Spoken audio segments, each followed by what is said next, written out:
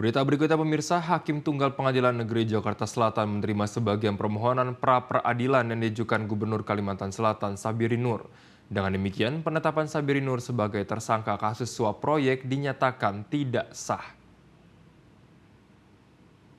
Hakim Tunggal Pengadilan Negeri Jakarta Selatan, Aprizal Hadi menerima permohonan pra-peradilan Gubernur Kalimantan Selatan, Sahbiri Nur alias Paman Birin.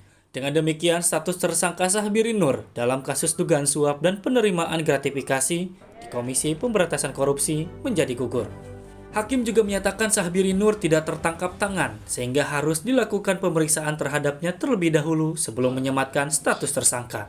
Sementara Hakim menyebut penyidik KPK belum melakukan pemeriksaan terhadap Sahbiri Nur. Hal itu diketahui dari tidak adanya bukti yang dibawa tim Biro Hukum KPK dalam sidang pra-peradilan.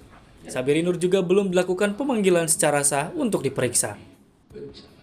Dalam pokok perkara, 1. Menerima dan mengabulkan permohonan pemohon Sahbiri Nur untuk sebagian.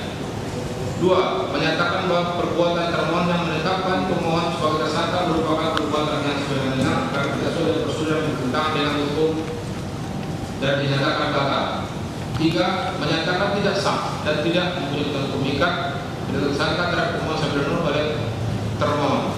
4. Menyatakan surat perintah penyidikan nomor Sprindik garis 19 garis 00 garis 1 garis 10 2024 tanggal 7 Oktober 2024 tanggal 7 Oktober 2024 junto surat permintaan dimulainya penyidikan nomor B garis 59 garis D titik 00 garis 2023 garis 10 garis 2024 tanggal 7 Oktober 2024 atas nama Sahbiri Nur adalah tidak sah.